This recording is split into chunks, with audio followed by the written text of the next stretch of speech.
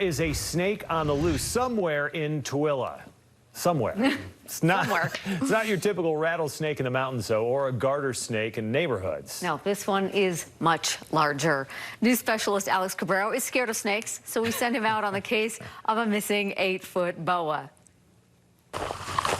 Ask any hiker who wasn't so sure about the trail ahead, the nearby brush hiding what might be there, or about that stick that didn't quite look like a stick at first. And it's always on their minds. I'm not afraid of snakes, but I don't know that I want to mess around with an 8-foot snake either. 8-foot snakes aren't common in Tooele, but there's one out there somewhere. This is probably a first in my career in 15 years here. Lieutenant Jeremy Hansen with the Tooele Police Department has plenty of experience searching for bad guys, but never before has he been on the lookout for a boa constrictor. It's very unique. It's not something that, the public has some concern because of how big it is. This is a picture of a boa, and though not the exact snake that's missing, that tingling many people get when they see snakes sure feels the same.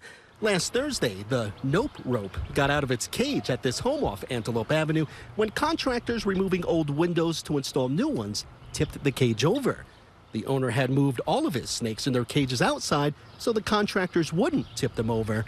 And of course, the cage with the boa was the one. And has not been seen since. We haven't had any sightings of it.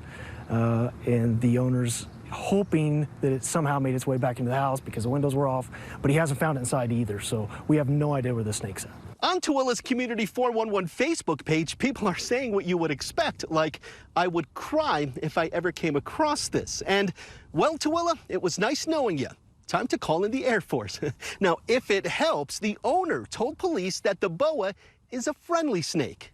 But if people see it, we don't want them to approach it. Just call dispatch, have our animal control officers come up there. We'll call the owner up there.